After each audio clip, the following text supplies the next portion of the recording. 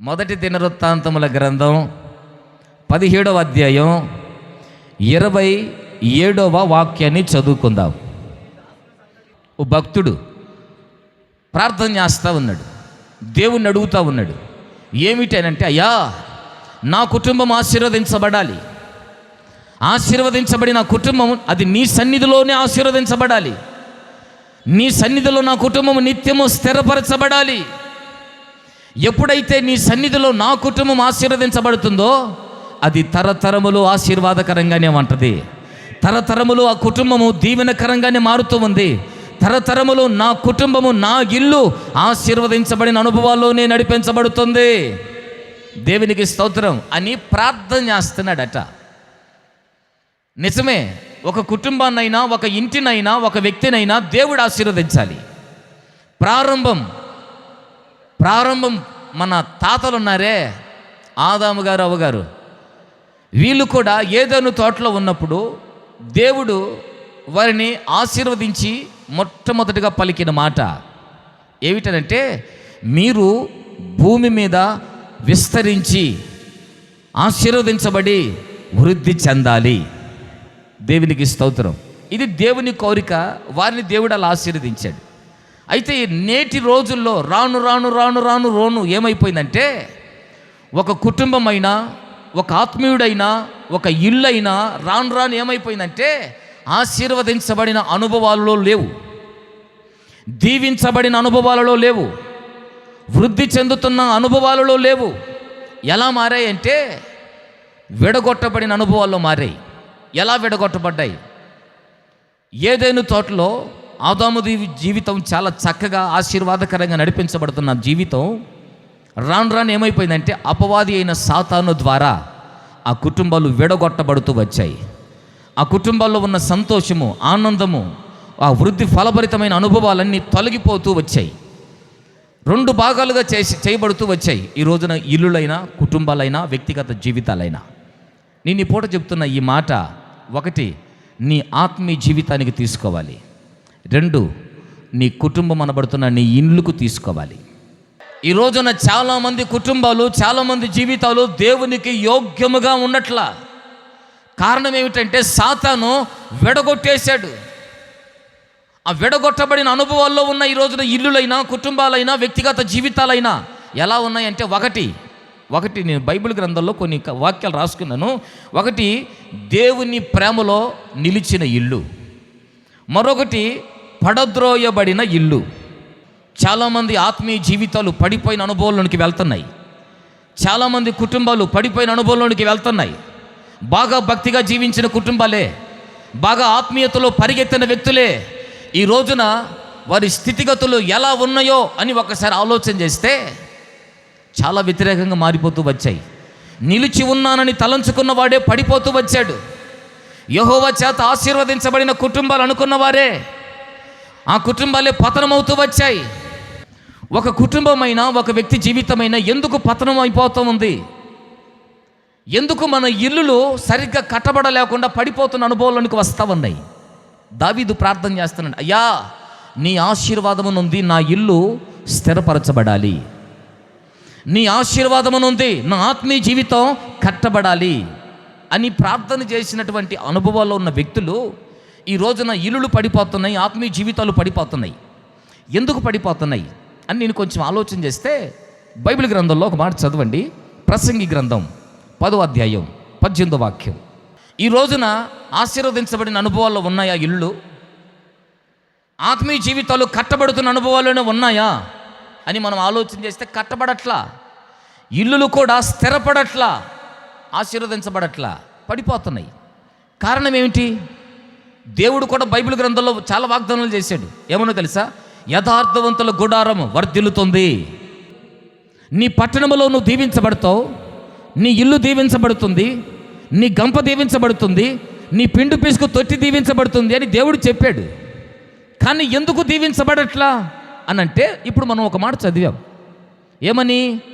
సోమరితనము ఇంటి కప్పు దిగబడిపోతా ఉంది, చేతుల బద్ధకము చేత ఇల్లు కురుస్తూ ఉంది. అంటే దాని అర్థం ఏంటి? ఈ రోజున మన ఇల్లులు కట్టబడలేకపోవటానికి కారణం ఏమిటంటే సోమరితనం. ఏమిటి? సోమరితనం. మీరు అంటారు అది ఎట్టుంటుందో అని. నేను చెప్తాను. ఓ రాజ్యంలో ఓ రాజుగారు ఉన్నారట.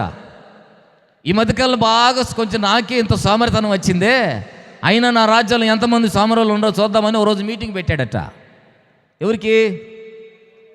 పరిశుద్ధుల సమాజ కూటం కాదు, అది సోమరుల కూటం పెట్టాడట. మన దేశంలో మన రాజ్యంలో ఎంతమంది సోమరులు ఉన్నారో మాత్రం రండి రాజ్యానికి అన్నారు. రాజ్యంలోనికి పిలిపించి ఒక కూటమి ఏర్పాటు చేశాడు. ఏంది రాజా మమ్మల్ని అందరిని ఎందుకు పిలిపించినట్టు అని అంటే, ఏం లేదురా అబ్బాయి, కొంచెం మంచి అన్నం భోజనం వండి పెట్టి కడుపు నింపుదామని పిలిపించానులే అని చెప్పాడట. ఇంచుమించుగా ఒక 100 మంది వస్తారేమని అనుకున్నాడు. 500 మంది వచ్చారట. హల్లెలూయా. ఆ రాజుగారికి దెమ్మ తిరిగిపోయింది. నా రాజ్యంలో నేనే అనుకున్నాను, నాకంటే మించిన 500 మంది ఉన్నారా నా రాజ్యంలో సోమరోళ్ళు అని చెప్పేసి అందరికి భోజనం వడ్డించాడు. అందరు తింటుంది కానీ ఒకటి తింటోళ్ళ. హల్లెలూయా. ఒకటి తింటోళ్ళ. రాజుగారి దగ్గరికి వెళ్ళి, ఏరా అబ్బాయి అందరూ భోజనం చేస్తున్నారు, మరి నువ్వు తింటం లేదేంటి అని అంటే ఆడంటున్నాడట, నేను తిన్నో ఎందుకో కంచం నా నోటికాడికి రావాలి, ఎవడైనా మొత్తలు చేసి నోట్లో పెడితే తింటాను అంటాడట. అప్పుడు రాజుగారు అనుకున్నారట, వీళ్ళందరికీ సోమరోళ్ళు ప్రెసిడెంట్ ఈడే. హల్లెలూయా. నేనే అనుకున్నాను కానీ నాకు మించిన సోమరోళ్ళు చాలామంది ఉన్నారు నా రాజ్యంలో. నా రాజ్యంలో సోమరోళ్ళకు ప్రెసిడెంట్ ఇంకా ప్రెసిడెంటే. ఏమండి, నా మాటలకు వచ్చి అర్థమవుతుందా? ఈ రోజున మన కుటుంబాలు ఎందుకు కట్టబడలేకపోతున్నాయి? ఎందుకు మన ఆత్మీయ జీవితాలు కట్టబడలేని స్థితిలోనికి, వృద్ధి చెందలేని స్థితిలోనికి వెళ్తున్నాయి అంటే బైబిల్ గ్రంథం అంటది సోమరితనం. సోమరితనం ఉంటే ఇల్లులు కట్టబడవు.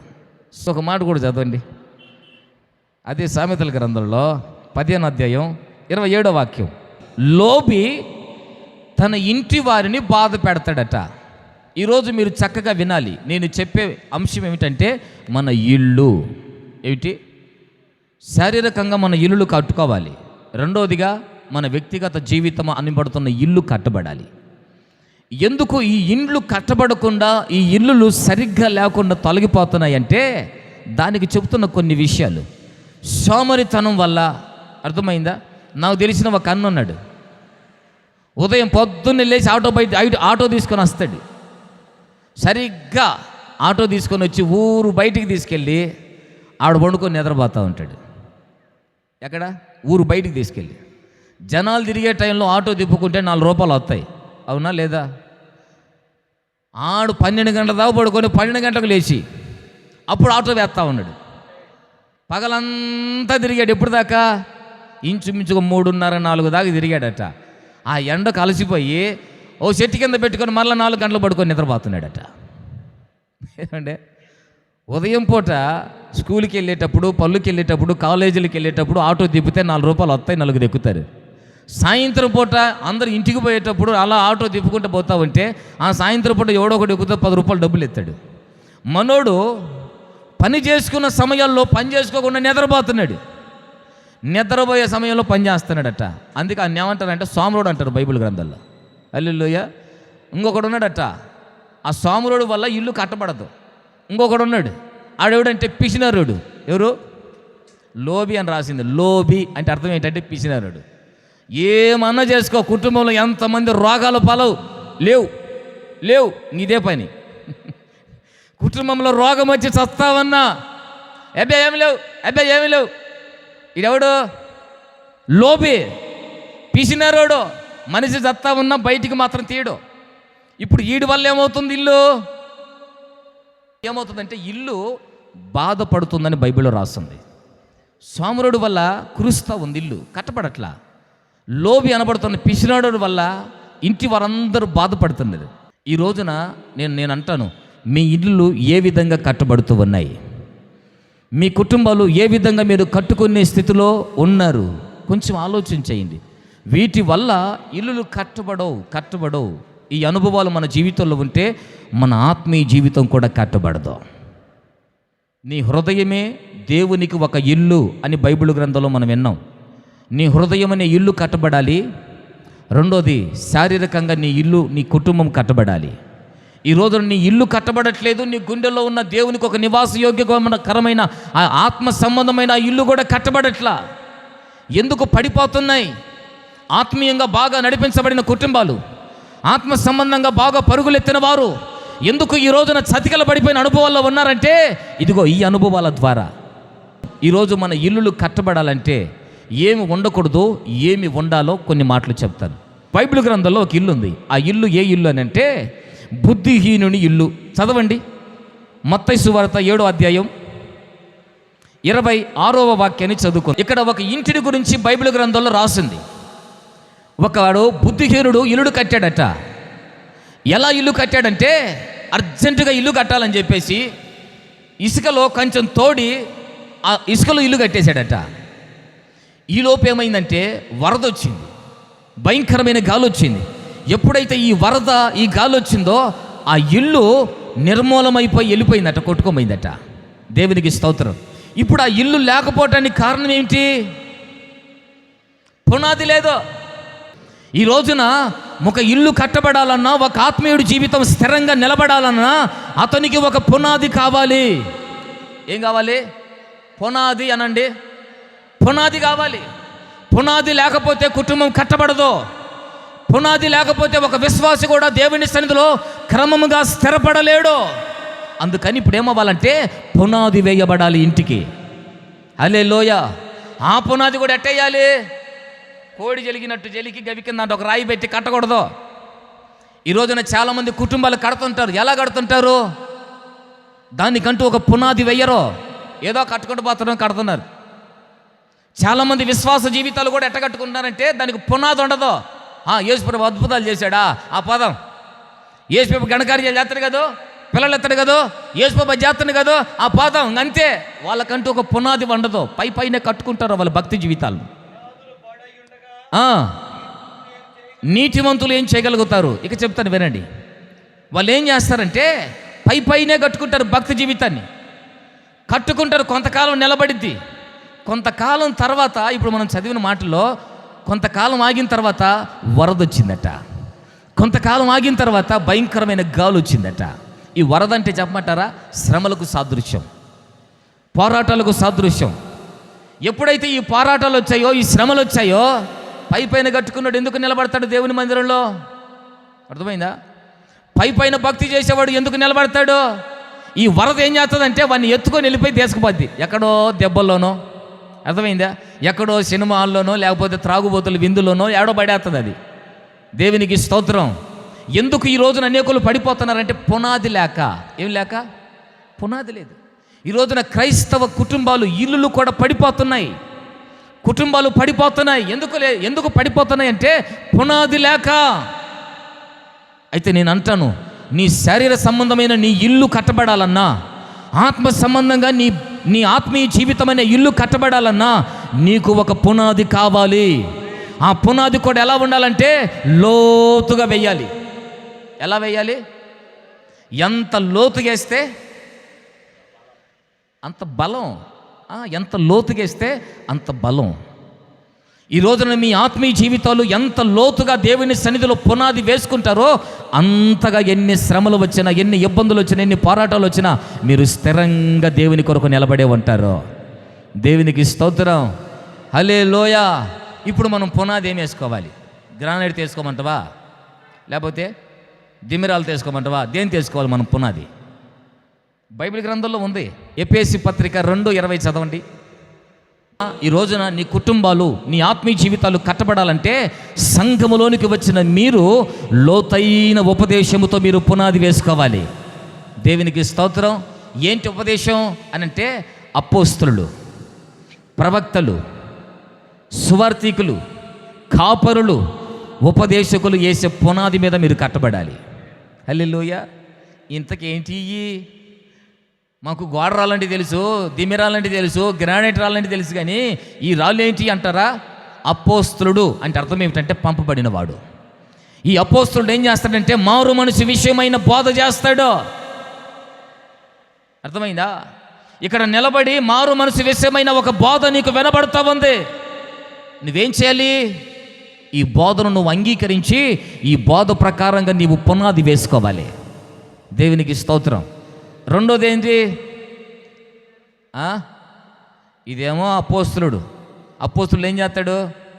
మారు మనసు విషయమై, బాప్తీసం విషయమై, ప్రత్యేకంగా జీవించే విషయమై నీకు బోధ చేస్తాడు. ఈ మందిరంలో బోధ ఉందా? ఉంది. బోధ చేస్తూ ఉన్నాం.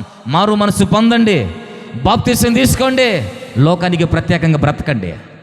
బోధ చేస్తూ ఉన్నాం. ఈ బోధ చేత నువ్వేం చేయాలి తెలుసా? నీ పునాది వేసుకోవాలి.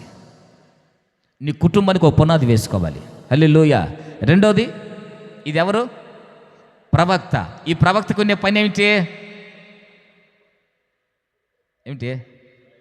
ఇదిగో అని ఏళ్ళు ఎట్ట చూపిస్తావా? ఇదిగో అని ఎట్ట అంటావా? ఏమండి? ఇప్పుడు ఒక వ్యక్తిని గద్దించేటప్పుడు ఎట్టుంటుంది? మామూలుగా ఉండదు, ఇటు ఊగుతా ఉంటుంది. ఇది మామూలుగా ఉండదు. అంటే అర్థం ఏంటి? ప్రవక్త. ఈ ప్రవక్త ఏం చేస్తాడంటే ఎప్పుడు నీ తప్పును చూపిస్తూనే ఉంటాడు, ఎప్పుడు నీ బలహీనతను చూపిస్తూనే ఉంటాడు, ఎప్పుడు నీ బలహీనతను గద్దించి నీకు బుద్ధి చెప్తానే ఉంటాడు. నీకు బుద్ధి చెప్పినప్పుడు సరి చేసుకోవటం నేర్చుకోవాలి. ఏం చేయాలి? సరి చేసుకుంటే నువ్వు పునాది వేసుకుంటావు. నన్నే అంటాడా, నన్ను అనకూడదు అన్నవా, ఈలోపు వాన వస్తుంది. ఏమొస్తుంది? గాలి వస్తుంది. ఇది వచ్చినప్పుడు ఏమైపోతావు? వెళ్ళిపోవటమే వాగులోకి. హల్లెలూయా. అందుకే నేనేమంటానంటే, ఇక్కడ అపోస్తులు చెబుతున్న ఈ బోధలో, అపోస్తులు అనబడుతున్న దైవ సేవకుడు నిన్ను గద్దిస్తున్నప్పుడు, నిన్ను హెచ్చరిస్తూ ఉన్నప్పుడు, నీకు బుద్ధి చెబుతూ ఉన్నప్పుడు సరి చేసుకో. ఏం చేయాలి? సరి చేసుకోవాలి. ఇదే మన పునాది. సరి చేసుకోకుండా ఏముందులే వాళ్ళు ఇంతే చెబుతారు, మనం ఇట్టే ఉండాలన్నవా, వస్తుంది. ఏంటి?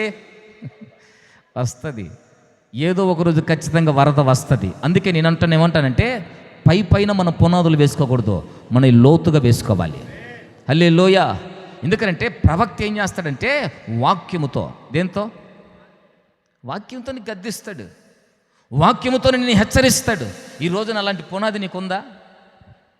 నేను అంటాను, దావీదు నిత్యము నీ సన్నిధిలో నా కుటుంబం నిలిచి ఉందయ్యా అని చెప్పగలుగుతున్నాడంటే ఒక బలమైన పునాది వేసుకున్నాడు. ఏమనో తెలుసా? ఒక రోజున నాతాను ప్రవక్త వచ్చి దావీదుతో మాట్లాడుతున్నాడు. ఒకడు భలే అన్యాయం చేస్తున్నాడు. ఏందయ్యా? మందిరానికి వస్తా ఉన్నాడు. మీకు అర్థమయ్యే భాష చెప్తాను. నాతాన్ అంటే నేనే అనుకుందాం, దావీద్ అంటే ఎవరు? మీరే అనుకుందాం. ఇప్పుడు నాతాన్ అనబడుతున్న ఈ సేవకుడు ఏం చేస్తున్నాడంటే, దావీద్ అనబడుతున్న మీ దగ్గరకు వచ్చే మాట అంటున్నాడు. ఏమని? నేను చెప్తున్నాను, ఏ సేవకుడు, ఇదిగో మన మందిరానికి ఈ మధ్య ఒకళ్ళు వస్తున్నారు, అసలు పాపం విడిచిపెట్టట్లేదు, భక్తిలో మాత్రం మళ్ళీ ప్రార్థన విడిచిపెట్టరు, పాప విడిచిపెట్టట్లా. అవునా అని మీరు అన్నారు. అవునన్నాను. ఇదిగో ఒక పక్క ప్రార్థన చేస్తూనే ఉంటారు, ఒక పక్క పాపం చేస్తూనే ఉన్నారు. ఒక పక్క బలారాధన తీసుకుంటున్నాడు, ఒక పక్క తాగుతూనే ఉన్నాడు. ఒక పక్క మందిరంలో ఉంటున్నాడు, ఒక పక్క అక్రమమైన పనులు చేస్తూనే ఉన్నాడు అని నేను చెప్తుంటే అప్పుడు మీరేమంటారు? ఆ దుర్మార్గుడు ఎవడన్నా ఆయన అట చేయాలి ఇటు చేయాలి అన్నప్పుడు నేనేమన్నా తెలుసా? ఆ దుర్మార్గుడు నీవే. ఏమిటే? ఆ మనుషుడు నువ్వే అని నేను అన్నాను అనుకో, మరుసటి ఆదివారం ఏడుంటుంది? ఏంటి ఏడుంటుంది? దావీదు మాత్రం ఏమాత్రం అట్లా వెళ్ళిపోలేదట, గద్దించాడు. ఆ దుర్మార్గుడు నువ్వే దావీదు అని అంటే వెంటనే ఏం చేశాడు తెలుసా? నన్ను ఎంత మాట అంటావా అని చెప్పి సంపలా. నన్ను ఎంత మాట అంటావా? నువ్వెంత, నీ బతుకెంత అనలా. ఈ చర్చి కాబట్టి ఇంకో చర్చి అనలా. నేనేనా? సరి చేసుకుంటానయ్యా. ఉపవాసం అన్నాడు, కన్నీళ్లు పెట్టాడు, సరి చేసుకొని తన జీవితాన్ని మందిరంలో కట్టుకున్నాడట. హల్లెలూయా. ఎన్ని వరదలు వచ్చినా, ఎన్ని వచ్చినా, ఇప్పుడు దావీద్ అంటాడు, నా పక్క 10,000 మంది కూలినా, నా పక్క 20,000 మంది కూలినా నా గుడారం నిలిచే ఉంటుంది. కారణం ఏంటి? నేను వేసుకున్న పునాది బలమైందే. ఈరోజు నీ పునాది ఎలా ఉంది? ఒక్క మాట గద్దిస్తే, ఎందుకంటే దేవుని వాక్యం ఎలాంటిదంటే గాలం లాంటిది. ఏంటిది? ఇప్పుడు మీరు కూర్చున్న చేపలు ఉన్నాయి, ఇప్పుడు గాలం వేసారు అనుకో, ఏం చేస్తుంది? పట్ట గరుగ్గా ఉంది కాబట్టి పట్టుకున్న కాడల్లో చీల్చుకొని వస్తూనే ఉంటుంది. అదే నున్నగుంటే, మీ హృదయాలు అద్దము వలె నున్నంగా ఉంటే వాక్యం నీకేమవుద్ది? కుచ్చుకోదు. హల్లెలూయా. వాక్యముతో ఏం చేసుకుంటావు అంటే అద్దం వలే చేసుకుంటే నీ హృదయాలను ఏ గాలము దెబ్బ పడవు. అదే అద్దములాగా లేకుండా శతశాతానం పెట్టుకున్నాం అనుకో, ఈ గాలం వేసినప్పుడు ఏమవుతుందంటే ఈ పాస్టర్ గారికి ఏం పని ఉండదు, పొద్దుగోలు నన్నే టార్గెట్ చేస్తుంటాడు. ఎప్పుడు ప్రతి వారం నా మీదకే చెప్తుంటాడు వాక్యము. ప్రతి వారం నేనే దొరుకుతానా? మరి ఏం చేస్తావు? గాలం వేసినప్పుడు నీ జీవితం అట్టుంది. హల్లెలూయా. ఎప్పుడైతే నీ జీవితాన్ని గద్దించినప్పుడు, బుద్ధి చెప్పినప్పుడు ఆ వాక్యముతోటి అద్దములాగా నువ్వు సిద్ధపరుచుకొని నీ జీవితానికి ఒక పునాది వేసుకోగలిగితే, హల్లెలూయా, ఎన్ని శ్రమలు వచ్చినా నీ జీవితంలో ఏది నిన్నేం చేయలేదో. దేవునికి స్తోత్రం. మూడవది ఏంటి? మూడవదిగా సువార్థికుడు అంటే సువార్త చేసే అనుభవం మనకు ఉండాలి. అర్థమైందా? మందిరంలో మారు మనసు పొందుకొని బాప్తిసం పొందుకోవటం మాత్రమే కాదు, దైవ సేవకుడు చెప్పిన వాక్యానికి సరి చేసుకోవటమే కాదు, సువార్త చేసే అనుభవం కూడా నీకు ఉండాలి. ఏముండాలి? సువార్త చేసే అనుభవం ఉందా? ఇంటి పక్కల కనీసం 4 మాటలని చెప్తున్నావా? అవసరమైతే ఆడుగుట్టి ఇడుగుడు తీసుకుపోయి మొత్తం ఒమ్మే నీకు మాట చెప్తారా అంటావు, కానీ పిలిపించి యేసుప్రభు గురించి ఒక మాట సువార్త చేసే అనుభవం ఉండాలి. మూడవదిగా, నాలుగవదిగా ఈయనెవరు? ఈయనకు మామూలు ఘనత కాదు. ఏ సమర్థ కోటమైనా, ఏ పెళ్లి కోటమైనా గది కింద అడుగుతుంది దానికి. ఏడిదే? ఉంగరం, బో ఘనత. ఎవరైనా? కాపరి. హల్లెలూయా. ఈయనెవరు? కాపరి. కాపరి ఏం చేస్తాడు తెలుసా? కాపరికి ఉన్న అనుభవం ఏంటి తెలుసా? తన దగ్గర 100 గొర్రెలున్నని 10 గొర్రెలున్నని కాపరి ఏం చేస్తాడంటే శ్రేష్టమైన ఆహారం తీసుకొని తన గొర్రెలకు పెడతాడు.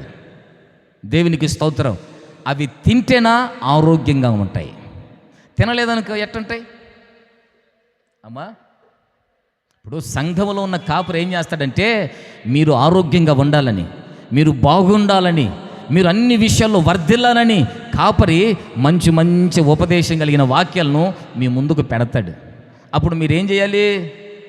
ఈ వాక్యాన్ని భుజిస్తే మీరు ఆరోగ్యంగా ఉంటారు. దేవునికి స్తోత్రం. ఈ సేవకుడు చెప్పిన ఆలోచన ప్రకారంగా మీరు నడిపించబడితే మీరు క్షేమంగా ఉంటారు. కాపరి ఏం చేస్తాడంటే మీ మేలు నిమిత్తమే, ఏంటి? మీ మేలు కొరకే, మీ కుటుంబ క్షేమాల కొరకే కొన్ని మాటలు చెప్పినప్పుడు దాన్ని నువ్వు స్వీకరిస్తే నువ్వు కాపాడబడతావు. కాపరికి ఉండే లక్షణం అదే. కాపరి ఎప్పుడు కసయుడు కాదు. కాపరి ఎంతసేపు ఏం చేస్తాడు తెలుసా? తన గొర్రెల క్షేమాన్ని చూసుకుంటాడు. అందుకని కాపరి అనబడుతున్న సేవకుడు మీ యోగ క్షేమాల గురించి కొన్ని మాటలు చెబుతూ ఉన్నప్పుడు దాన్ని నువ్వు స్వీకరించి నీ జీవితాన్ని కట్టుకోవాలి. అది మీ పునాది. ఈ రోజున మన ఇంటికి ఎవరు పునాది? ఆడెవడో బత్తడు నవధాన్యాలు ఏమంటాడు మన పునాదికి? ఏమిటి? ఒక ఇల్లు ఓరకి ఎందుకు ఓడబెరుక్కున్నాడు చెప్పంటావా? మనం ఇందాక చదివాం, బుద్ధిహీనుని ఇల్లు ఓడబెరుకున్నాడు అని రాస్తుంది. ఎందుకు ఓడబెరుక్కున్నాడు అని అంటే ఆ ఇంటికి పునాది బ్రాహ్మణుడట. ఆ పునాది తీసేటప్పుడు చెప్పాడు నవధాన్యాలు వేయాలన్నాడు, నవధాన్యాలు వేసాడు. ఆ ఇల్లు ఓపెన్ చేసే రోజు ఇంకో మాట చెప్పాడు, ఆవు తిరగాలి, ఆవుతో పాటు ఒక దూడ తిరగాలట. లోపల తిరిగి తిరిగి తిరిగి 1, 2 మొత్తం దాంట్లో పోయాలట. మొత్తం దాంట్లో పోస్తేనే అప్పుడు ఆశీర్వదించబడుతుంది ఇల్లు అని చెప్పాను. మీకు ఈ విషయం కూడా చెప్పాను.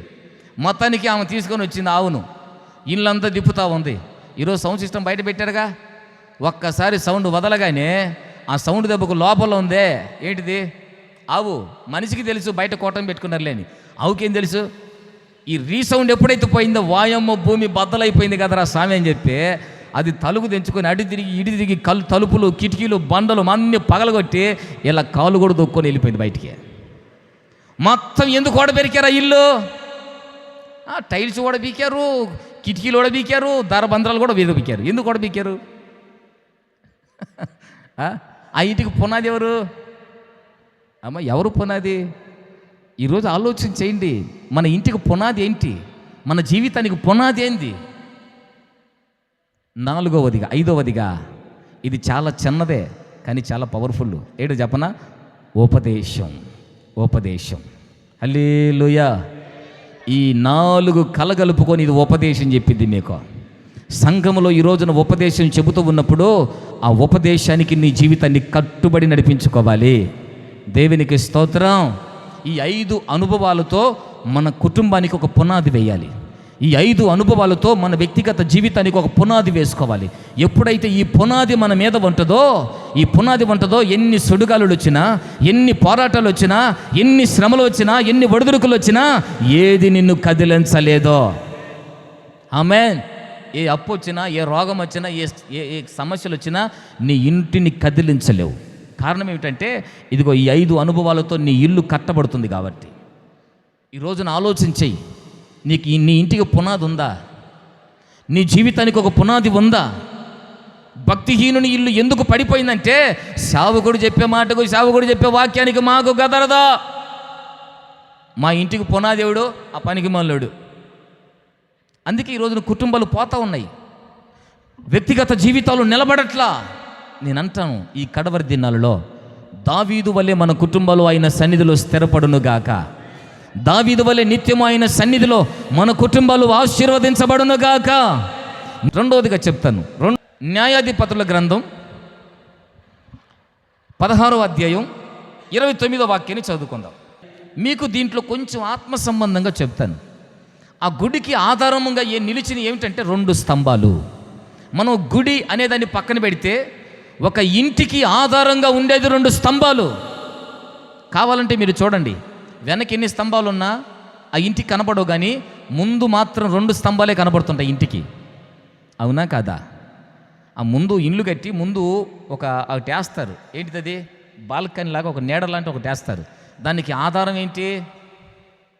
ఈ రోజున మన ఇంటికి కూడా, నీ ఇంటికి కూడా ఆధారం ఏమిటంటే 2 స్తంభాలు. ఏమిటి? ఒకటి భర్త, 2 భార్య. ఈ భర్త భార్య ఒక ఇంటికి 2 స్తంభాలు లాంటి వాళ్ళు. ఈ రోజున ఎందుకు కుటుంబాలు పడిపోతున్నాయంటే ఆ 2 స్తంభాలు సరిగ్గా లేక. ఏంటి అర్థమవుతుంది? అందుకే నేను ముందుగానే చెప్పా, తనకు ఉన్న బలము చేత వారి చేతులారా వారి ఇంటిని ఏం చేస్తున్నారంటే పడిపోయేటట్టు చేసుకుంటున్నారు. ఏంటి పడిపోయేటట్టు చేసుకునేది? ఈరోజు ఒక ఇల్లు నిలబడిందంటే దానికి ఆధారంగా 2 స్తంభాలు ఉన్నాయి. ఈ భర్త భార్య తన సొంత శక్తి చేత ఎవరు పడేయట్లా. అర్థమవుతుందా? ఏ వ్యక్తి చేతబడి చేయట్లా, ఏ వ్యక్తి లేకపోతే ఆ ఇంటి మీదకి ఏదో బుల్డోజర్ తీసుకొచ్చి పడేయట్లా. ఎవరు పడేస్తున్నారంటే వాళ్ళ సొంత శక్తి చేత వాళ్ళ ఇల్లులు పడగొట్టుకుంటున్నారు. ఎలా అంటారా? బాగా కష్టపడతారు, రాత్రి పగలు బాగా కష్టపడతారు. ఆయన మాత్రం రూపాయి బిల్ల ఇంటికి తేడు, రూపాయి బిల్ల తేడు. ఏమో కూడా కష్టపడుతుంది, రాత్రి పగలు కష్టపడతారు, కానీ జీతం మాత్రం నెల వచ్చేసరికి ఇంటికి తీసుకురారు. ఏం చేస్తారు? ఆయనకి ఇష్టం వచ్చినట్టుగా ఆయన తిరుగుతాడు, ఏమకి ఇష్టం వచ్చినట్టుగా ఏమో దాపెట్టుకొని తిరుగుతూ ఉందట. మరి పిల్లల పరిస్థితి ఏంటి? కుటుంబ పోషణ పరిస్థితి ఏంటి? కుటుంబ పోషణ పరిస్థితి ఏంటి? ఏమండి, నా మాటలు అర్థమవుతున్నాయా? కొంచెం ఆలోచించేయండి. మనకి విజిటింగ్కి వెళ్ళాం, ఆ ఇంట్లో కూర్చున్నాం. ఈలోపు భార్య భర్తలు పిల్లలందరూ వచ్చి కూర్చున్నారు. ఈ 2 పిల్లలే. ఏందిరా ఇంకా మీ నాన్నలు ఇంకా రాలేదు, ఏందో ఎవరన్నా పడ్డరు కదంటే, మామూలు వ్యవహారం అన్నా. ఏం వ్యవహారం? ఏం చేస్తావులేనా, మా నాన్న మందిరానికి వస్తున్నాడనే పేరే కానీ బతుకు మార్చుకోలేదన్నా. మా నాన్న మీతో తిరుగుతున్నాడనే కానీ తన ఆలోచనలు మార్చుకోలేదన్నా. ఎవరో ఒక స్త్రీకి అలవాటు పడ్డాడో ఏమనంటే ప్రేమ అంటున్నాడన్నా. తీసుకొచ్చిన సంపాదన అంతా తీసుకెళ్ళి ఆ కొంపక పెడుతున్నాడు, కానీ ఈ కొంపకు రూపాయి బిల్ల తేవట్లా. ఎందుకు? మనోడుకున్న ఆలోచన ఏంటంటే వాళ్ళను బాగు చేద్దాం, వాళ్ళను నిలబెడదాం, వాళ్ళను చేద్దాం. ఏమంటే కొంతమంది చూడండి కుటుంబాన్ని పట్టించుకోరు, పక్కోళ్ళు నిలబెట్టాలని చూస్తుంటారు కదా. కొంతమంది నేను చూస్తూ ఉంటానా, తన పిల్లలను, తన కుటుంబాన్ని, తన భార్య పిల్లలను నిలబెట్టుకునే ఆలోచన ఉండదు. వాళ్ళను బాగు చేద్దామని, వాళ్ళను నిలబెడదామని, వాళ్ళను ప్రయోజకాలు చేద్దామని. ముందు నీ కుటుంబం చూసుకోవయ్యా. అర్థమైందా? ఇప్పుడు ఈ దుర్మార్గుడు తన పిల్లలను, తన భార్య కుటుంబాన్ని చూసుకోడు, సంపాదించుకొస్తూ ఉంటాడు, ఊర్లో అందరినీ పోషిస్తూ ఉంటాడు. రాత్రి పగలు కష్టపడతారు, ప్రయాసపడతారు. ఆ ఇంటికి కానీ పిల్లలకు కానీ రూపాయి బిల్ల ఎవరు? ఊర్లో అందరికీ దాపిస్తూ ఉంటాడు మళ్ళీ కదా. ఊర్లో అందరికీ పెడతా ఉంటాడు, ఇంటికి తేడు. ఇప్పుడు ఆ విషయం తెలుసుకుని ఈ పిల్లలు అంటారు, ఛీ నీచ బతుకన్న మా నాందే. పోనీ మా అమ్మ ఏమన్నా మంచిదా అంటే ఆమె కూడా మామూలు కాదు. ఎందుకో ఆమె కూడా ఈ మధ్య ఫోన్లలో పట్టింది వ్యవహారం. ఈ ఫోన్ ఒకటి ఉంది కదండి. నేను అంటాను, దయచేసి ఏమనుకోబాకండి తల్లులారు, ఆడోళ్ళు మాత్రం ఏమనుకోబాకండి. ఆడ మనిషికి ఫోన్ ఎందుకు? ఎందుకంటే మీ చుట్టూ 24 ఫోన్లు ఉన్న తర్వాత నీకెందుకు ఫోను అంట నేను. భర్తనుడుగా ఇంట్లో ఒక ల్యాండ్ ఫోన్ ఉందిగా, మళ్ళీ సపరేట్గా ఫోను. ఈ ఫోన్ తీసుకొని పనికిమాల సంబంధాలు పెట్టుకొని పనికిమాల ఆలోచనలు చేస్తూ ఆ మనిషి అటు తిరుగుతూ ఉంది. ఇప్పుడు ఆ పిల్లలు అంటారు, ఛీ మాది ఒక బతికేనన్నా అని. అంటే ఈరోజు నా సమాజం ఎలా అయిపోయిందంటే పిల్లలు బుద్ధి చెప్పేటాడికి వెళ్ళిపోయింది జీవితాలు. కుటుంబాలు ఎలా కట్టబడుతున్నాయంటే పిల్లలు బుద్ధి చెప్పే తల్లిదండ్రులుగా మారిపోయింది ఈరోజు కుటుంబ వ్యవస్థ. పెద్దలు ఆలోచన చేయట్లా, పిల్లలు చెప్తున్నారు బుద్ధి. ఏమంటే ఈరోజు మీ ఇల్లులు ఎట్ట కట్టబడుతున్నాయి? మీ పిల్లల చేత బుద్ధి చెప్పించుకునే స్థితిలో ఉన్నాయా మీ ఇల్లులో? లేకపోతే మీరే మీ కుటుంబాలకు మీ పిల్లలకు ఒక ఆలోచన చెప్పి నడిపించే ఆ సామర్థ్యంలో మీ కుటుంబాలు కట్టుకోగలుగుతున్నారా? కొంచెం ఆలోచన చెయ్యి. నీ కుటుంబాలు ఎవరు పాడు చేయట్లా, నీ సొంత బలముతో నీ సొంత శక్తితో నీ ఇల్లు పడగొట్టుకుంటున్నావు. నీ ఆత్మీయ జీవితాన్ని కూడా ఎవరు పడగొట్టట్లా, నీ సొంత తెలివితేటలతో పడగొట్టుకుంటున్నావు. అర్థమైందా? నీ సొంత తెలివితేటలను పడగొట్టుకుంటున్నావు, ఎవరు పడగొట్టట్లేదు. ఈరోజు ఎలా కట్టబడుతున్నాయి మన ఇల్లులు, ఎలా కట్టబడుతున్నాయి మన ఆత్మీయ జీవితాలు, ఎలా కట్టబడుతూ ఉన్నాయి మన కుటుంబ వ్యవస్థ. ఈ రోజున ఆ విలువలు తెలియట్లా. కుటుంబంలో భర్త విలువలు, భార్య విలువలు, పిల్లల విలువలు, కుటుంబ వ్యవస్థ విలువలు తెలియక ఈ రోజున కుటుంబాలు ఎలా మారాయంటే విచ్ఛిన్నమైపోయాయి. నేను అంటాను, నీ పిల్లలకు నువ్వు ఒక మాదిరి. నీ ఉంటున్న సమాజానికి, నువ్వు ఉంటున్న ప్రాంతానికి నీ ఒక మాదిరికరమైన జీవితము చేస్తూ నీ కుటుంబాన్ని నువ్వు కట్టుకోవాలి. హల్లెలూయా. ఈరోజు ఎక్కడుంది మాదిరి? ఎక్కడుందండి మాదిరి? ఆ విలువలు తెలియట్లా. భర్త విలువ భార్యకి తెలీదు. ఏమనంటే ఏందే సంపాదించే దేవుడు, నోరు మూసుకొని మర్యాద ఉన్నట్టాడు కదా. 4 రోజులు ఊరి పోని ఏమవుద్ది? బజారు బతికే కాదు. ఎందుకో వండుకొని చేత కాదు, వండుకున్న మాడిపోద్ది. ఇంకేం చేయాలి? బజారు చుట్టూ మేకని తిన్నట్టు తింటమే రోడ్ల మట్టి. హల్లెలూయా. ఆడ మనిషి విలువ తెలుసుకోవాలి. రెండోది మగ మనిషి కూడా విలువ తెలుసుకోవాలి. ఎందుకంటే అప్పుడప్పుడు మన వాళ్ళు అంటుంటారు, ఆడవాళ్ళకి మగవాళ్ళ నీడ లేకపోతే ఏమవుద్దట? అది కూడా బజారు బతికే. హల్లెలూయా. నేను ఈ పూట ఏమంటానంటే, మన ఇల్లులు ఎందుకు పతనమైపోతున్నాయంటే కట్టుకోవలసిన ఆ రీతిలో కట్టుకోక వారి సొంత ఆలోచనతో, వారి సొంత బలముతో వారి ఇల్లులు వాళ్ళే వేడబెరుక్కుంటున్నారు. అందుకే కుటుంబాలు కట్టబడట్లా, అందుకే ఇల్లులు పతనమైపోతూ ఉన్నాయి. అందుకే కుటుంబాల్లో దేవుని ప్రసన్నత నిలబడట్లేదు. ఇప్పుడు మన కుటుంబాలు కట్టబడాలంటే మనం ఏం చేయాలంటే జీవము కలిగిన దేవుని వాక్యాన్ని ధ్యానించి, జీవము కలిగిన దేవుని వాక్యముతో మన కుటుంబాలను పునాది వేసుకొని మన కుటుంబాలు మనం కట్టుకోవాలి. ఎట్ట కట్టుకోవాలి? మన బలముతో కాదు, దేవుని వాక్యముతో మన కుటుంబాలు కట్టబడాలి. ఏం చేయాలి? దేవుని వాక్యంతో కట్టుకోవాలండి. ఈరోజు వాక్యంతో ఏడ కట్టుకుంటున్నారు? వాక్యంతో మన జీవితాలు ఏడ కట్టబడుతున్నాయి? ఒక ఇంటికి పోతే వాక్యమా ఆహా మనకొద్దు, మందిరము సహవాసమా ఆహా మనకొద్దు, డైరెక్ట్గా పరలోకానికి పోతామంట. కొత్త బోధలు వచ్చాయి, కొత్త పుస్తకాలు కూడా వచ్చాయి. ఆ తర్వాత తెలిసింది వాళ్ళ ఇంట్లో అన్ని పుస్తకాలు. ఏమనంటే పుస్తకాలు పురుగులు అంటారు. వాక్యము చదవని భయంకరమైన పురుగులు ఇల్లు. వాక్యంతో ఏడ కట్టబడుతున్నాయి? ఎవడో చెప్పిన మాటల మీద కట్టబడుతున్నాయి కుటుంబాలు. అందుకే ఆ 2 స్తంభాలుగా ఉండవలసిన ఆ కుటుంబ వ్యవస్థలో భర్త భార్యలు ఏం చేస్తున్నారంటే వాళ్ళ సొంత బలము చేత, సొంత ఆలోచనల చేత తన కుటుంబాలు వాళ్ళే పడగొట్టుకునే స్థితికి వెళ్ళిపోయారు ఈ పూట. మళ్ళీ ఏమన్నా అంటేనేమో శుద్ధి స్తోత్రం మాత్రం మాండో. కుటుంబంలో ఏమైనా బాధ్యత ఉందంటే బాధ్యత ఉండదు. ఏమంటే బాధ్యత లేకుండా ప్రవర్తించే అనుభవాలు ఎక్కువైపోయి ఈరోజు కుటుంబాల్లో. ఒక కుటుంబం కట్టబడాలంటే భర్త బాధ్యత భర్త చేయాలి, భార్య బాధ్యత భార్య చేయాలి. అవునా కాదా? నా మాట అర్థమవుతుందా? భార్యకున్న బాధ్యత ఏంటి? తన భర్తను చూసుకోవాలి, పిల్లలను చూసుకోవాలి, ఇల్లు వాకిలి ఇల్లు వాకిలి చక్కగా చూసుకొని శుభ్రం పెట్టుకొని ఉండాలి. ఇది భార్య బాధ్యత. భర్తదేంటి? బయటికి వెళ్ళాలి, కష్టపడాలి, సంపాదించాలి, తన కుటుంబాన్ని పోషించాలి. ఇది భర్త బాధ్యత. ఎప్పుడైతే ఈ బాధ్యతలు చేంజ్ చేసుకున్నారంటే ఈ మధ్యకాలంలో నాకు తెలీదు, భర్త ఏమో భార్య అయ్యాడు, భార్య ఏమో భర్త అయిపోయింది. హల్లెలూయా. ఇంటికి విసిగిపోతే కూర వండుతున్నాడు, బో వండుతున్నాడు, ఇల్లు వండుతున్నాడు. ఆడిపోయింది అన్న అంటే ఉద్యోగానికి పోయిందిలే అంటున్నాడు. ఏమిటి ఉద్యోగానికి పోయింది. ఇప్పుడు ఆమనిందట, నేను ఉద్యోగం చేస్తున్నా, నాకు నెలకు ఎంత అనుకున్నావు, 20,000 రూపాయలు. నీకు ఉద్యోగం లేదు, అప్పుడు నువ్వేం చేయాలి? మర్యాదగా వండితేనే నా ఉద్యోగం శాలరీ నీకు ఎత్తానంటదట. ఈ విలువలు మీరు కుటుంబంలో కలిగి ఎప్పుడైతే నడిపించబడతారో అప్పుడు మీ కుటుంబాలు క్షేమంగా ఉంటాయి. ఈ విలువలు మీరు ఎప్పుడు గుర్తుపడతారంటే, దేవుని వాక్యాన్ని మీరు చదివినప్పుడు, దేవుని వాక్యాన్ని మీరు విన్నప్పుడు, దేవుని వాక్యాన్ని మీరు ఆ వాక్యానుసారంగా బ్రతకటం మీరు నేర్చుకున్నప్పుడు మీ విలువలు మీరు గుర్తుపట్టి మీ కుటుంబాలు చక్కగా మీరు కట్టుకోగలుగుతారు. కుటుంబాలు, మన ఇల్లులు ఎందుకు పడిపోతున్నాయి అంటే బాధ్యత లేకుండా, బాధ్యత లేకుండా ప్రవర్తించి, భార్య బాధ్యత భార్య నెరవేర్చక, భర్త బాధ్యత భర్త నెరవేర్చక కుటుంబాలు పతనం అయిపోతున్నాయి. రాత్రింబగలు కష్టపడతారు, కుటుంబ బాధ్యత తెలియదు, అందుకే కుటుంబాలు పోతా ఉన్నాయి. మూడోది ఇంకొక మాట చెప్తాను, బైబిల్ గ్రంథంలో చదువుదాం.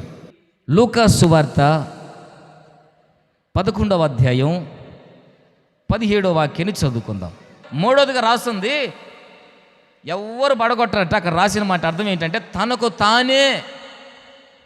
తానే వేరు చేసి ఇల్లు పడగొట్టుకున్నారట. దేవునికి స్తోత్రం. అక్కడ రాసిన మాట అదే, తనకు తానే వేరై, తనకు తానే విరోధమై పడిపోయిన ఇల్లు. దేవునికి స్తోత్రం.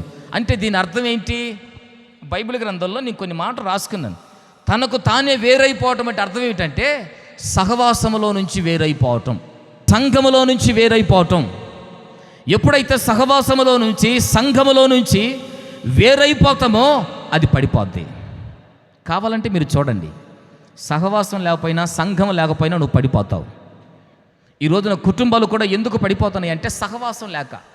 కొంతమంది చూడండి, ఎవరితో కలవరు, మా రూటే ప్రత్యేకం. ఏమిటి? ఇప్పుడు కుటుంబం ఉన్నారండి, సాయంత్రానికి అందరూ కలిసి కూర్చొని సంతోషంగా ఒకరికొకరు మాట్లాడుకొని తిని పడుకుంటే ఎట్టడుదా ఇల్లు?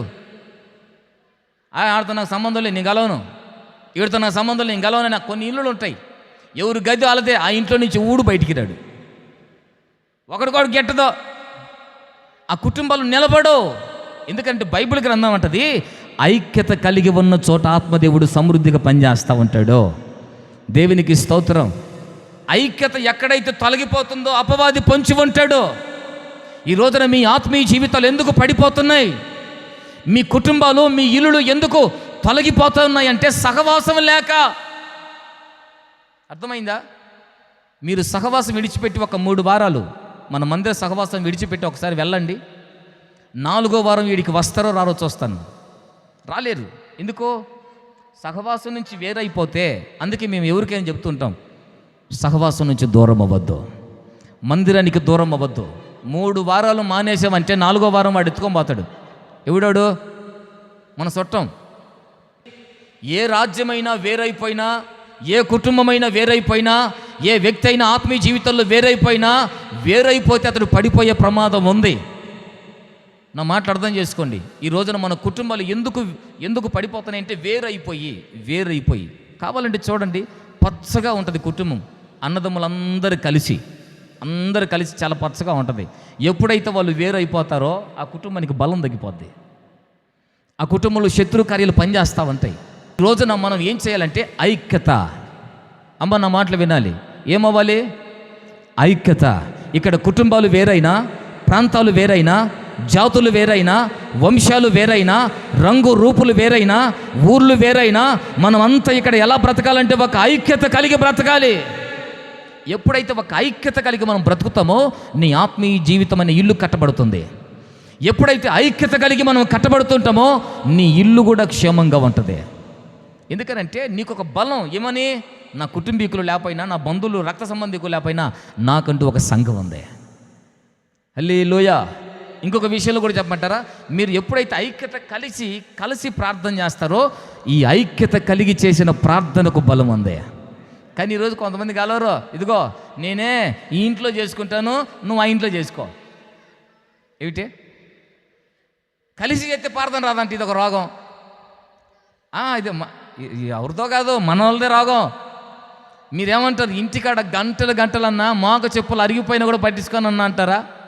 అదేందో చర్చిలోకి వచ్చి ప్రార్థన చేయమంటే అసలు ఏమీ చేయరు. ఎందుకు? ఏడ రాదన్నా. ఎందుకని రాదు? సపరేట్గా అయితే ఏంటి సపరేట్గా అయితే నేను అంటాను, కలిసి చేస్తే ఆ బలం వేరు. పోయిన ఆదివారం మీరేం చేశారు? కలిసి చేశారు. మీరు కలిసి చేసిన ప్రార్థనకి ఎంత బలం ఉంది, అవునా కాదా? ఆలోచన చేయండి. ఈ రోజున సంఘం ఎలా ఉండాలంటే ఐక్యత కలిగి ఉండాలి, ఒకే ఆలోచన కలిగి ఉండాలి, ఒకే నడిపింపు కలిగి ఉండాలి. ఈ ఐక్యత మనకు ఎప్పుడైతే కాపాడుకోగలుగుతామో మన సహవాసానికి ఒక బలం ఉంటుంది, మన సంఘానికి ఒక బలం ఉంటుంది, మన ఆత్మీయ జీవితానికి ఒక బలం ఉంటుంది, మన కుటుంబాలకు ఒక బలం ఉంటుంది. మన కుటుంబాలైనా మన జీవితాలైనా పడిపోవటానికి అవకాశమే ఉండదు. దేవునికి స్తోత్రం, హల్లెలూయా.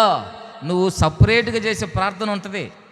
అయితే నేనేమంటానంటే సహవాసానికి రావాలి. ఏమవ్వాలి? సహవాసానికి రావాలి. అందుకే నేను అంటాను, శుక్రవారమైనా శనివారమైనా ఆదివారమైనా సాధ్యమైనంత వరకు మీరు మానుకోవద్దు, సహవాసంగా రండి అంటాను. మీరేమంటారంటే ఇంట్లో చేస్తే దేవుడు ఎండా, చెట్టు కింద చేస్తే ప్రార్థన ఎండా. ఎందుకెండో? వింటాడో. ఇంట్లో చేసిన వింటాడు, చెట్టు కింద చేసిన వింటాడు, యాడ చేసిన వింటాడు. కానీ సహవాసంలోనికి వస్తే ఏమవుతుందో తెలుసా? ఒక మహిమ పొందుకుంటావు నువ్వు.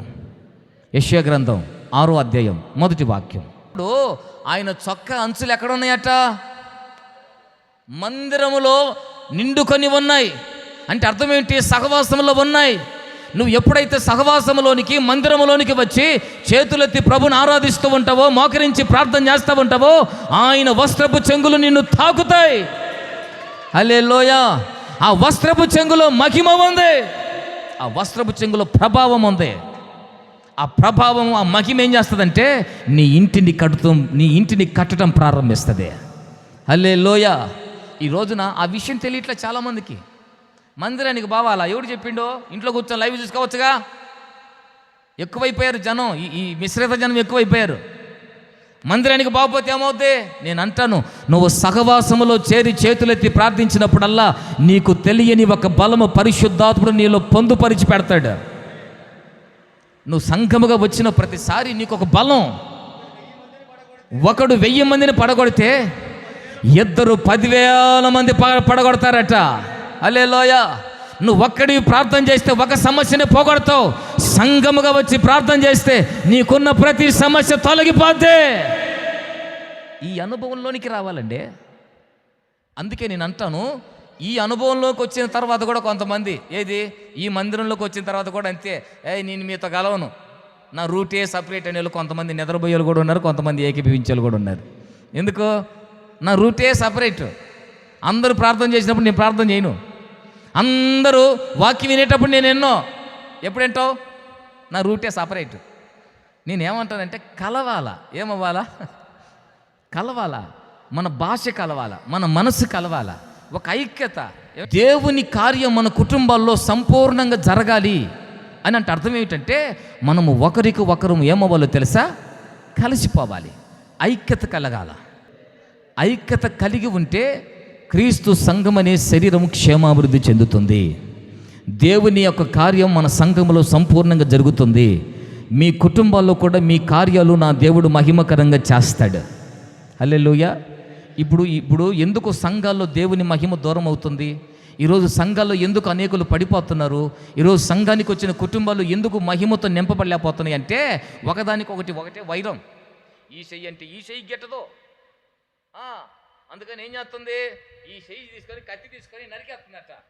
ఎవడికి నష్టం? ఇప్పుడు అర్థమవుతుందా?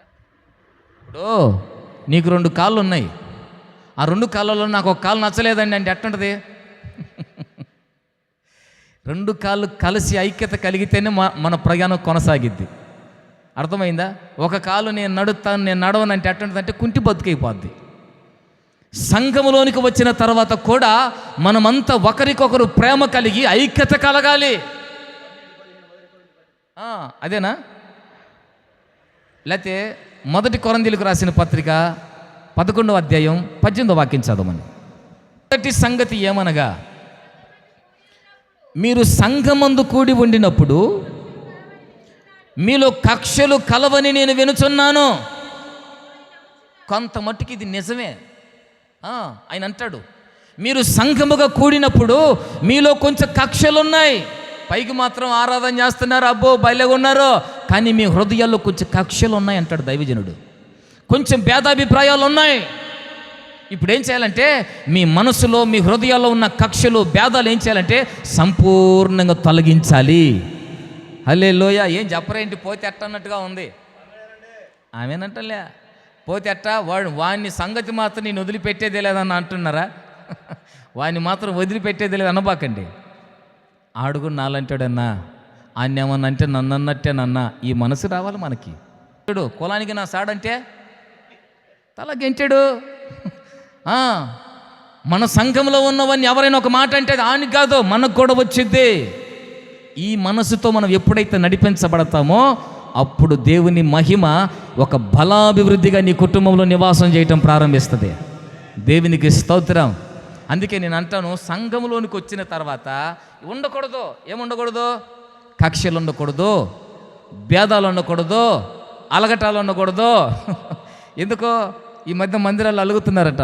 ఎందుకు అలుగుతున్నారు? పార్టీ లేదని. మీరు ఏది చేసినా దేవుని మహిమ కొరకే చెయ్యాలి. హల్లెలూయా. మీరు పరిచర్య చేసినా, కానుకే ఇచ్చినా, లేకపోతే మందిరంలో పాట పాడినా, లేకపోతే మందిరంలో ఆరాధన చేసినా, ఏది చేసినా నా దేవుడు నా ద్వారా మహిమ పరచబడాలనే చెయ్యాలి. అంతే తప్ప నేను కనబడాలి అనుకుంటే మాత్రం తేడబడి దేవారం. ఈ భేదాలు ఉండకూడదంట సంఘంలో. ఎప్పుడైతే ఈ అనుభవాల్లో నువ్వు వస్తావో నీ ఇల్లు నిలిచి ఉంటదే. నీ కుటుంబం అనబడుతున్న నీ ఇల్లు, నీ వ్యక్తిగత ఆత్మీయ జీవితం అనబడుతున్న ఇల్లు కాపాడబడుతూ ఉంటుంది. ఇటు కొట్టి ఉఫ్ఫని లోప పాస్టమ్ కాక అర్థమైపోయింది. ఏమన్నా తెలుసా? ఇదిగో బ్రదరు, అమ్మ పరిశుద్ధాత్మాభిషేకం పొందుకున్నవానే ఆడది మైకాడ పెట్టి మర్యాదకు దిగిరా నేను. హల్లెలూయా. అయిపోయిన తర్వాత నేను అడిగా, పాస్టమ్మ గారు మా పరిస్థితి మీకు తెలీదు. మన మేరెక్క ఆమె ఆడ అన్నీ నడిపిస్తూ ఉంటుంది, పెద్ద ఆమె తల్లి. నేను అడిగాను, అమ్మగారు నేను పరిశుద్ధాత్మాభిషేకం పొందలేదని నీవు ఎట్లా కనిపెట్టావు అని అంటే, ఏం లేదురా అబ్బాయి, నువ్వు వచ్చేటప్పుడు నీ నడకే చూశాను, నువ్వు మైకు మళ్ళీ స్టేజ్కి పోయిన తర్వాత నీ పర్ఫార్మెన్స్ చూశాను. ఏమిటి? ఉఫ్ఫు. పరిశుద్ధాత్మాభిషేకం పొందుకోను అప్పుడు గుర్తుపట్టచ్చు. ఎందుకో ఆడు ఉఫ్ఫు ఉఫ్ఫు అంటుంటాడు, కొడతా ఉంటాడు మైకును. పరిశుద్ధాత్మాభిషేకం పొందినోడు సైలెంట్గా వచ్చి మైకు పట్టుకొని పాడుతూ ఉంటాడు, దేవుని మహిమపరుస్తుంటాడు. హల్లెలూయా. ఆత్మ పొందిన వాడే వేరు. మేము అప్పుడప్పుడు కొన్ని కోటాలకు పోయి చూస్తుంటాంగా, మైకు తీసుకొని ఉఫ్ఫు ఉఫ్ఫు ఉఫ్ఫు అంటాడు, హల్లెలూయా అండు హలో హలో అంటుంటాడు. అర్థమైపోద్ది ఇది అభిషేకం పొందిన ఆత్మ కాదు ఇది. అభిషేకం పొందినవాడికి పర్ఫార్మెన్స్లు ఎక్కువ ఉండవు. అభిషేకం పొందినవాడు మౌనంగా వస్తాడు, మైకి తీసుకుంటాడు, దేవుని మహిమ నిమిత్తమే పాడుతా ఆడుతూ ఉంటాడు. హల్లెలూయా. నన్ను చూపించాలి, నా రంగు చూపించాలి, నా పర్ఫార్మెన్స్ చూపించాలని చేసేవాడు వాడికే ఉంటాయి అన్ని ఎక్స్ట్రాలన్నీ. హల్లెలూయా. అందుకే నేను అంటాను, బైబిల్ గ్రంథంలో ఇలా వెళ్తే చాలా దూరం వెళ్ళిపోద్ది. ఇప్పుడు సంఘంలోనికి వచ్చిన తర్వాత కక్షలు ఉండకూడదు, భేదాలు ఉండకూడదు, తిరుగుబాట్లు ఉండకూడదు.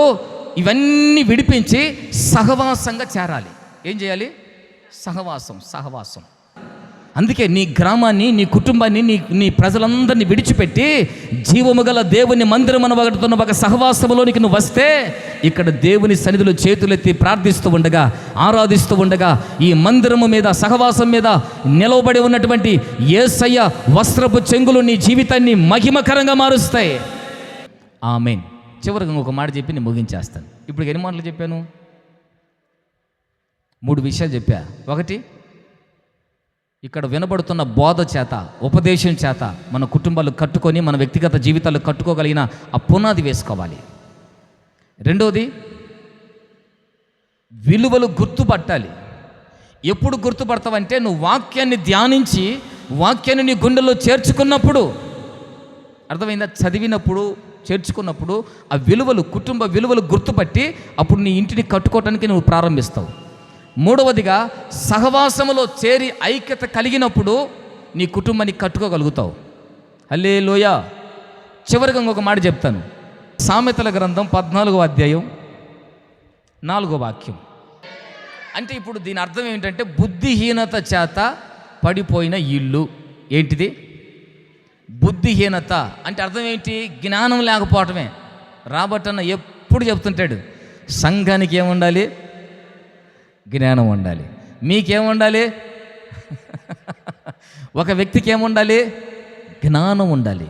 ఇక్కడ రాసిన మాట మీరేమనుకుంటారంటే స్త్రీలకే కదా, జ్ఞానవంతురాలని రాసిండు కదా అంటారు. నేను అంటాను, జ్ఞానవంతురాలైనా జ్ఞానవంతుడైనా ఆ ఇల్లు కట్టుకుంటాడు. హల్లెలూయా. జ్ఞానవంతుడు తన ఇంటిని కట్టుకుంటాడో, జ్ఞానవంతురాలు తన ఇంటిని కట్టుకుంటుంది. అర్థమైందా? ఇప్పుడు ఇండ్లను కట్టుకోలేకపోతున్నారంటే అర్థం ఏంటి? జ్ఞానం లేక. ఎందుకు జ్ఞానం లేకుండా పోయింది? మరి అది తెలియాలిగా. అసలు జ్ఞానం ఎందుకు లేకుండా పోయింది? అధికమైన కోపం. అర్థమైందా? 29వ వాక్యం చదవండి. దాంట్లోనే ఇక చాలు. మూఢత్వము, ముంగోపి అంటే అర్థం ఏంటంటే, కొంతమంది అంటారు, అబ్బా పిలిస్తే ముక్కు మీదనే ఉందిరా నాయన అంటుంటారు. మాటకు ముందే ముక్కు మీదే ఉంటుందంట. ఏంటిది? కోపం. వీడిని ఏమంటారంటే ముక్కోపి. ఏమిటి? అక్కడ రాసిన మాట తల్లి నేనుగా చెప్పేది. కదిలిస్తే మామూలుగా రాదు, యా నుంచి వస్తుందో మరి. ఇప్పుడు వాక్యం అంటది, జ్ఞానము కలిగిన వాడైతే కోపాన్ని శాంతపరుచుకొని నెమ్మదిగా కుటుంబాన్ని కట్టుకుంటాడు. అయితే ముక్కోపి అనుకో, వాడి జ్ఞానం ఉండదు. ఎందుకో? కోపంలో ఉన్నాడు, జ్ఞానం ఉంటుందా? ఆ కోపం మీద ఏం చేస్తాడో తెలియదు. ఈ మధ్యకాలంలో పేపర్లో చూసాం, 3 అంతస్తులో ఉంటాడంట ఆయన. 3 మగపిల్లలు, 3 సంవత్సరాల పిల్లోడు ఒకటే ముంతను గోల్ చేస్తున్నాడట. మన పిల్లలు చేసినట్టుగా గోల్ చేస్తూ ఉంటే ముక్కోపి కదండి కోపం. ఆ కోపం మీద ఏం చేయాలి తెలియక 3 సంవత్సరాల పిల్లని తీసుకొని 3 అంతస్తుల మీద నుంచి ఇసిరేసాడట. ఇది పేపర్లో కూడా వచ్చింది. దేవుని మహాకృప. ఆ 3 అంతస్తుల ఇంటి పక్కన దెబ్బ ఉందట. ఆ దెబ్బలో పడబట్టి పిల్లోడు బతికాడు. దేవునికి స్తోత్రం. హల్లెలూయా.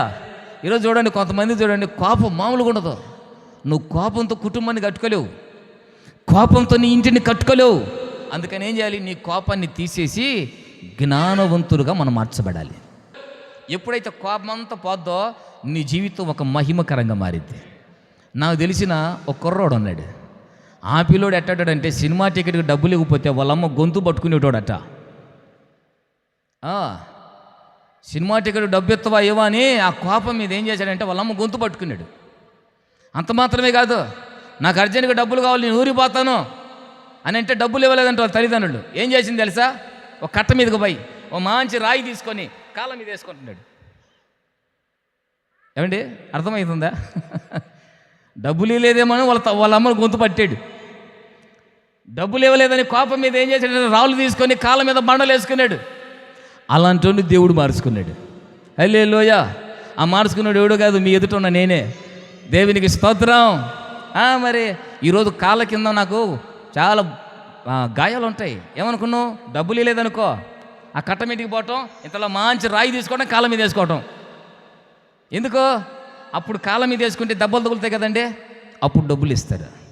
ఆ డబ్బులతోటి సినిమాకు పోవాలి, ఆ డబ్బులతోటి ఊరు తిరగాలి. సినిమా టికెట్ ఇవ్వలేదని మా అమ్మ గొంతు పట్టుకున్న రోజు దేవుని మహాకృప. ఆ కోపమంతా తీసేసి ఈరోజు ఆయన సన్నిధిలో ఆయన మహిమ కొరకు దేవుడు మమ్మల్ని నడిపించుకుంటూ వస్తున్నాడు. ఈరోజు నా జీవితం కట్టబట్టడానికి కారణం ఏంటి? కోపం పోయింది. అది పోగొట్టుకోబట్టి ఈరోజు నా కుటుంబాన్ని కట్టుకుంటున్నాను. కోపాన్ని పోగొట్టుకోబట్టి ఈరోజు నా వ్యక్తిగత జీవితాన్ని కట్టుకోగలుగుతున్నాను. అందుకే మీ కుటుంబం కట్టుకోవాలంటే మీ జీవితంలో ఉన్న కోపం ఏం చేయాలి? పోవాలి. కొంతమంది అంటారు, నాకేనా కోపం వచ్చింది అనుకో ఏం చేస్తావు? నీ జీవితం బాద్దాడా? ఎవరికేం కాదు, నీ కుటుంబం బాధ్యే. అందుకే కోపిస్టులందరూ కొంచెం జాగ్రత్తగా ఉండండి అమ్మ. కోపిస్టులందరూ కోపం వచ్చినప్పుడు ఏం చేస్తారంటే ఏం చేయొద్దు, పళ్ళు బిగపట్టుకొని చల్ల నీళ్ళలో దిగండి అంతే. ఒక నిమిషం మౌనంగా ఉండి చల్ల నీళ్ళలో దిగితే అదంతా పోద్ది. అప్పుడు బయటకు వచ్చినాక ప్రశాంతంగా ఉంటుంది. అందుకే బైబిల్ ఇంకొక మాట చూపిస్తాను. 2వ తిమోతి రాసిన పత్రిక 2వ అధ్యాయం 23వ వాక్యం. గొడవలు, వాదోపవాదాలు, కించపరుచుకోవటాలు, చిన్న చూపు చేసుకోవటాలు ఇవన్నీ మనకు తగదు. అర్థమైందా? ఈ గొడవలు ఆడుకోవటం, ఈ వితర్కాలు, నువ్వెంత అంటుంటారు చూసావా, ఇవి మనకు తగవు. వాటిని విడిచిపెట్టాలి. లేదనుకో ఏం చేస్తే తెలుసా, నువ్వెంత అనుకొని బజార్లోకి వెళ్ళిపోయి ఇంటి గుట్టంతా బజారు పాలైపోయి మన జీవితాల్లో కుప్పకూలిపోయే ప్రమాదాలు ఉన్నాయి. ఈరోజు ఇంట్లో గుట్టు బజార్కి ఎందుకు వెళ్తుందంటే, మన కుటుంబాల్లో మన కోపం ఎక్కువైపోయి తన్నుకొని బజార్లోకి వచ్చి, ఈ మధ్యకాలంలో న్యూస్ పేపర్లో కూడా వచ్చింది, రోజు వాళ్ళ భర్త 3 కురుకురే ప్యాకెట్లు ఎత్తపోతుందంటే ఇంటికి. ఒకరోజు ఏమో తెలియదు, మర్చిపోయిండో లేకపోతే డబ్బులు లేవో, ఇంటికి కురుకురే ప్యాకెట్లు ఎత్తపోవడం మర్చిపోయాడు. ఆ కురుకురే ప్యాకెట్ ఎంత, దాని బతికెంత, కొనుక్కొని తినొచ్చుగా. నువ్వు నా కురుకురే ప్యాకెట్ తీసుకురావా అని చెప్పి సూటిగా జరుపుకొని వెళ్ళిపోయింది అంటే ఇంటికి. ఇది పేపర్లో కూడా వచ్చింది. మరి విచిత్రంగా ఉంటుంది. ఎందుకో కోపం ఎక్కువైంది. ఎందుకు ఈ కోపం ఎక్కువైంది? కురుకురే ప్యాకెట్ని తేలేదని. అది ఎంత అండి, పిల్లోడికి 10 రూపాయలు ఇస్తాడు, తెచ్చి ఇస్తాడు. కుటుంబాలు చూడండి ఎట్ట కట్టుకుంటారు. ఏంటంటే జ్ఞానం లేక. ఇదొకటి, అంటే నేను వెళ్ళిపోతానని ఇంట్లో నుంచి బ్యాగు పట్టుకొని బయటపడటం. ఇది నీ కుటుంబం ఎట్ట కట్టబడుతుందండి? జ్ఞానవంతురాలైతే అంటదన్నమాట. జ్ఞానవంతురాలైతే ఎన్ని పరిస్థితులు వచ్చినా తన ఇంటిని కట్టుకుంటుంది, భరించింది, కట్టుకుంటుంది. జ్ఞానం లేని వ్యక్తి అయితేనే ఆడు సావాడు దత్తాలి అంటదే, వెళ్ళిపోవటమే. అందుకే బైబిల్ గ్రంథంలో ఫిలాతు యేసు ప్రభువుకు తీర్పు తీర్చే సమయంలో ఫిలాతు భార్య ఒక మాట చెప్పింది. ఫిలాతు వచ్చి నిలబడ్డాడు, యేసు ప్రభువుకు శిక్ష వేయాలా, బరబ్బాకు సిలువేయాలా అని. ప్రజలందరూ ఎదురు చూస్తూ ఉంటే ఈయన తీర్పు ఇవ్వాలా. ఇప్పుడు ఈయన భార్య దగ్గర నుంచి ఒక లేఖ వచ్చింది. ఏమన్నా తెలుసా? అయ్యా, ఆ యేసు ప్రభుకి ఈరోజు నువ్వు తీర్పు ఇవ్వబోతున్నావు. ఆయన నీతిమంతుడు. గత రాత్రి నాకు కలలో దర్శన రీతిగా దేవుడు నాకు చూపించాడు. ఆ నీతిమంతుని పొరపాటు నువ్వేమి చెయ్యొద్దు, అన్నవా మన కుటుంబం పతనం అయిపోద్ది, జాగ్రత్త అని చెప్పాడట వాళ్ళ భార్య. ఎప్పుడైతే ఆ లేఖ వచ్చిందో ఈ ఫిలాతు ఏమంటాడు తెలుసా? ఇదిగో ఈ నీతిమంతుడి మీద నుంచి ఏ శిక్ష నాకు ఏ సంబంధం లేదని చెప్పి చేతులు కడుక్కుంటాడు. అక్కడ చేతులు కడుక్కుంటాడు. లేకపోతే అప్పటిదాకా ఆలోచన రాదు. కారణం ఏంటి? తన భార్య ఆలోచన చేసిందట. వాళ్ళు అన్నారు, ఆయన రక్తం మా మీద మా పిల్లల మీద ఉండిగాకన్నారు. ఇప్పుడు ఫిలాతు కుటుంబానికి ఏ శిక్ష లేదు. కారణం ఏంటంటే తన భార్య జ్ఞానవంతురాలు తన భార్య చెప్పినట్టు విన్నాడు. ఎప్పుడైతే విన్నాడో తన కుటుంబం కాపాడబడింది. ఈరోజు కొంతమంది చెప్పను, నువ్వు చెప్పేదే అంతే. కొంతమంది భార్యలు భర్తలకు ఒక ఆలోచన చెప్తారు. అబ్బే మోనార్కులు వినాలా, మంచిదో చెడుదో చెప్పినప్పుడు వింటి కుటుంబాన్ని కట్టుకుంటే ఏ శిక్ష రాదండి. తర్వాత బైబిల్లో మనం చదివితే చరిత్ర గ్రంథాల్లో రాసిన మాట, ఈ ఫిలాతు భార్య ఫిలాతు ఇద్దరు కలిసి గ్రామాలు తిరిగి యేసయ్య సువార్తను ప్రకటిస్తూ వచ్చారట. దేవునికి స్తోత్రం. హల్లెలూయా. చరిత్రలో రాసింది మాట. తర్వాత అందుకే నేను అంటాను, జ్ఞానము కలిగి మనం బ్రతకాలి. రెండో మాట, ఇంకొక మాట చెప్పి ముగించేస్తా. ఈ జ్ఞానంలోనే తొందరపాటుతనం ఉండకూడదు. ఏమిటి? జ్ఞానంలో కోపం ఒకటి ఉండకూడదు. రెండవది తొందరపాటు ఉండకూడదు. ఈరోజు చూడండి, కొంతమందికి తొందర, నీ అంతు తేలుతా, సొత్తా, అది చేస్తా, ఇది చేస్తా, తొందర, మామూలు తొందర. మీ తొందర గురించి కొన్ని విషయాలు చెప్తా. తొందరపాటు నిర్ణయాల్లో ఏం చేస్తారంటే, కొంచెం తొందరపడి వారి కుటుంబాలు, వారి వ్యక్తిగత జీవితాలు తొలగించుకొని లేనిపోని శాపం అనుభవిస్తుంటారు. ఆ రోజుల్లో ఒక ఆయన గురించి నాకు తెలిసిన విషయం. బజారుకు పోతా ఉన్నాడు. ఈలోపు ఒక ఆమె వచ్చి, బజారుకు పోతున్నావు కదా, నన్ను కూడా కొంచెం అలా రోడ్డు దాకా దించనింది. ఎక్కించుకున్నాడు. పోతా ఉంటే మధ్యలో ఒక పిల్లోడు చూసిండట. ఆడు చూసి ఇంటికి వచ్చి ఏమంటాడు తెలుసా? ఆంటీ అంకులే, ఇంకొక ఆంటీని బండి ఎక్కించుకొని పోతున్నాడు అని చెప్పినట్ట. ఇంతకు వాడేవాడా అని చెప్తే ఇలా బంధువు పిల్లోడు కాదు, పోనీ ఇలా బజారు పిల్లోడు అంటే ఈడు కాదు. యాసవి కాలంలో అచ్చుడు తిరుగుతుంటాడే ఆ పిల్లోడు అంటే వాడేవాడో ఏ ఊరి నుంచి వచ్చిండో, ఆ మరిచెట్లపాలెం ఐపరాజపాలెం నుంచి వచ్చిండో, లేకపోతే బోధవా నుంచి వచ్చిండో తెలియడు. మరిచెట్లపాలెం వాడు కాదు, ఆడు మన బజార్లో ఉన్నాడు కాదు. ఆడేదో పాత పోయాడు పోకుండా ఒక మాట చెప్పేసి వెళ్ళిపోయింది. ఇప్పుడు ఈ మనిషికి కారాల మీరాలు నూడుతూ ఉంది. రోకల మండ తీసుకొని ఎదురుకో ఉందట. ఏది కడమం దగ్గర కూర్చొని ఉంది. అత్తే ఆడు సంగతి తేలుద్దామని ఆయన రానే వచ్చాడు. మర్యాద చెప్పు, యువతిని ఎత్తుకొని పోయినావు బండి మీద అని చెప్పేసి రోకల బండి పట్టుకున్నది. ఇక గొడవ అయిపోయే సమయానికి ఆయన చెప్పాడట, పిచ్చిదాన్న నీకు ఎవడు చెప్పాడంటే పలానోడు చెప్పిండు. ఎవడో చెప్పడం ఏంది, నువ్వు ఎక్కించుకున్నావా లేదా అంటే, ఎక్కించుకున్నా. ఎవరిని ఎక్కించుకున్నా? మా చెల్లెల్ని ఎక్కించుకున్నా అంటాడు ఆయన. చెల్లెలే. ఇప్పుడు వాళ్ళ చెల్లెలు పక్కన ఉన్నారు. పెద్దన్నయ్య ఇంట్లో ఉన్నాడు. బజారుకు పోతావు అంటే, అన్నయ్య నువ్వు బజారుకి వెళ్తున్నావు కదా, నేను కూడా వస్తానని బండి ఎక్కింది. ఆ రోడ్డును పోయే పిల్లోడికి ఏం తెలుసు వాళ్ళ చెల్లెలని? ఆడు కూడా ఏమంటాడు తెలుసా? ఆంటీ అని చెప్పాడట.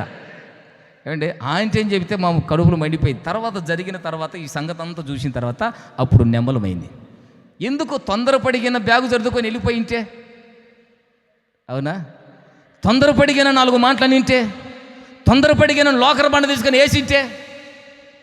అందుకే నేను అంటాను, తొందరపాటు నిర్ణయాలు చెయ్యొద్దు. ఏమిటి?